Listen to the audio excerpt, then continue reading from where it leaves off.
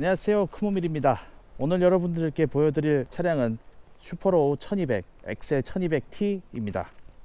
지난 영상부터 제가 할리데이비슨 노래를 거의 부르다시피 했죠. 포천에 가서 이제 할리데이비슨도 실컷 앉아보고 많은 고민을 한 결과 데려온 녀석이 바로 이 녀석입니다. 개인적으로는 이 스포스터, 지금은 단종되어 있는 스포스터 공랭식 엔진을 한번 마지막으로 느껴보고 싶은 게 좀 컸어요. 그래서 할리 입문용으로 가장 많이들 찾으시는 스포스터 라인 중에서도 슈퍼로우 1200 차량을 선택을 하게 되었습니다. 스포스터 라인업이 애초에 할리 데이비슨 모델 라인업 중에서 가장 민첩하고 빠른 라이딩을 추구를 하고 있는 모델이거든요. 그래서 이름도 XL 1200, XL 883 이렇게 이름이 되어 있죠. 슈퍼로우라고 하면은 지금은 단종되어 있는 883 슈퍼로우를 먼저 생각을 하시는 분들이 많으실 거예요. 특이하게도 이 차량 같은 경우는 장거리 크루징을 염두를 해두고 나온 차량이에요. 스포츠터 라인업 중에서 가장 높은 출고가를 가지고 있었고요. 엔진 커버나 그 다음에 흡기, 그 다음에 머플러 같은 경우도 올 크롬으로 되어 있고요.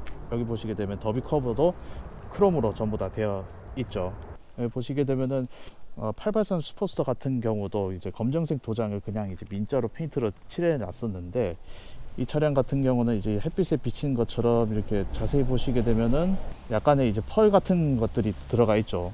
이게 자동차에 사용되는 그런 느낌 도장 질감인데, 이런 것들도 굉장히 마음에 들더라고요.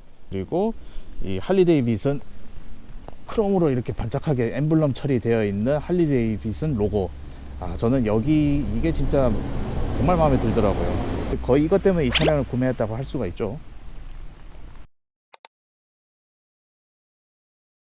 이 차량에 대한 기본적인 스펙을 말씀드리면은, 우선 공랭식 1200cc, 이게 중요하죠. 에볼루션 엔진입니다.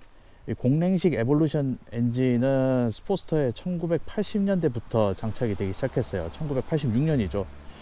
그때부터 장착이 돼서 최근까지 장착이 되고 있다가 얼마 전부터 단종이 됐습니다.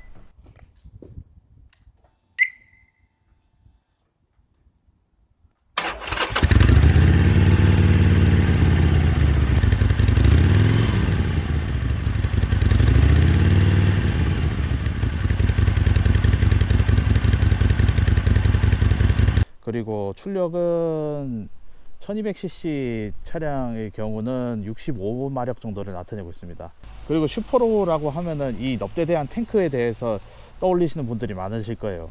이게 사실 호불호가 굉장히 많이 나뉘는, 불호를 갖고 계신 분들이 좀 더 많긴 하지만, 저 같은 경우는 이게 용량도 17리터의 큼지막한 용량이 좀 더 실용적이고, 그리고 옆에서나 위에서 봤을 때 좀 더 피넛 탱크보다는 좀 더 안정적인 느낌의 쉐입을 갖고 있기 때문에 저 개인적으로는 이 넙대대한 연료 탱크가 마음에 들었거든요. 이 차량의 무게는 한 260kg 정도 되고요. 히말라얀 200kg보다 60kg이 좀 더 늘어난 거죠. 하지만 차체가 낮고 이제 무게 중심이 아래로 잡혀 있다 보니까 그 무게감에서 오는 그런 부담감이라든지 컨트롤이 어렵다, 이런 거는 잘 없더라고요. 차체 얘기가 나와서 그런데 이 차량의 시트 포지션에 대해서 말씀을 드리도록 하겠습니다.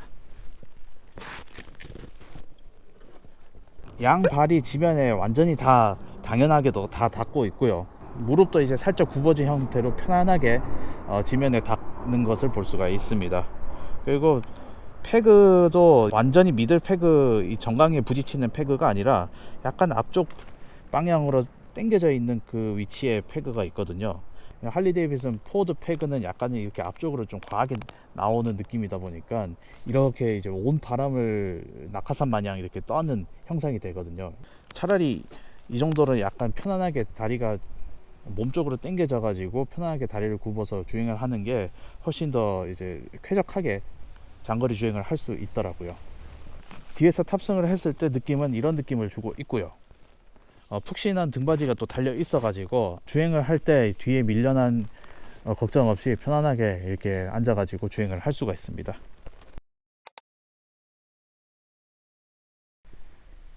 차량 주행을 하다 보면 가장 많이 보이게 되는 게 이제 계기판이잖아요. 근데 제가 이 차량이 굉장히 마음에 들었던 이유가, 이 계기판도 크롬 커버로 되어 있습니다. 내 차량이 이 크롬으로 장식되어 있는 뭔가 화려한 차량을 내가 타고 있다라는 느낌은 계기판을 보면서도 알 수 있는 거죠. 핸들 같은 경우는 원래 슈퍼로 순정 핸들을 떼고 XL 1200V 72에 달려있는 순정 핸들을 장착을 해 놨습니다. 예전 영상에서 보시는 분들은 알겠지만 제가 이 만세 핸들에 대해서 굉장히 로망을 갖고 있었잖아요. 약간은 이제 순정보다 높게 되어 있는 반만세 핸들을 가지고 있고요. 이게 한 12인치 정도의 높이를 갖고 있다고 해요. 그래서 너무 과도하게 팔이 이렇게 올라가는 게 아니라 팔을 이렇게 뻗었을 때 편안하게 툭 걸칠 수 있을 정도의 높이가 되기 때문에 훨씬 운전할 때 이렇게 편안하게 주행할 수가 있습니다. 이 차량이 크루징을 연구를 해놓고 나온 스포스터예요. 이게 크게 구분되는 특징은 기본으로 장착되어 있는 새들백이 있거든요. 장거리 크루징을 염두를 했기 때문에 여기 보시는 것처럼 양 사이드에 이제 사이드 패니어를 기본으로 장착을 하고 출고가 되고 있습니다. 이렇게 버튼을 눌러 가지고 원터치를 열 수 있게 되어 있고요. 나사 두 개로 이렇게 고정이 되어 있는 방식이고요. 안에 보니까 이렇게 복수가 있네요. 그래서 13mm 복수입니다. 13mm 복수로 이 양쪽을 풀어 가지고 풀면은 금방 더 이제 패니어를 제거를 할 수가 있습니다. 그리고 앞에 보시게 되면 이 클립으로 탈착을 할 수 있는 신속 탈착식 윈드 스크린이 있거든요. 이거 같은 경우도 장거리 주행 시에 오게 되는 주행풍을 충분히 막아줘 가지고 훨씬 더 쾌적하게 장거리 주행을 할 수 있게 설계가 된 거라고 말씀드릴 수가 있습니다. 그리고 풋패드 같은 경우도 일반적인 스포스터 라인에 달려있는 풋패드보다 훨씬 더 넓은 형상을 가지고 있죠. 보시는 것처럼 이게 동승자 시트 부분도 굉장히 두껍게 처리가 되어 있습니다. 다만 이제 스포스터라는 이제 차체적인 한계 때문에 이 동승자가 탑승할 수 있는 이 시트 영역은 굉장히 좀 좁은 게 사실이긴 해요. 그래서 솔직히 말씀드리면은 이 스포스터 계열은 혼자 타는 게 맞거든요. 그럼에도 둘이서 만약에 장거리 여행을 해야 된다 싶을 때에도 충분히 이 푹신한 시트와 등받이를 통해서 장거리 운행도 둘 다 쾌적하게 다녀올 수 있다는 것이 특징입니다. 슈퍼로 1200의 가장 큰 특징은 바로 이렇게 다이얼로 프리로드를 조절할 수 있는 리어 서스펜션입니다. 그때그때 주행 환경에 따라서 이 다이얼을 돌려 가지고 프리로드를 언제든지 조절을 할 수 있더라고요. 할리 데이비슨 탑승을 하는 첫 느낌은 공도에서 이제 이 차량을 당겨보면 민첩하고 가볍게 치고 나가는 느낌을 주는 것이 가장 인상적이었습니다. 그도 그럴 것이 이 조그만 차체에 1200cc라는 크기의 엔진을 달아놨기 때문에 속도는 당기는 대로 그냥 나가겠더라고요.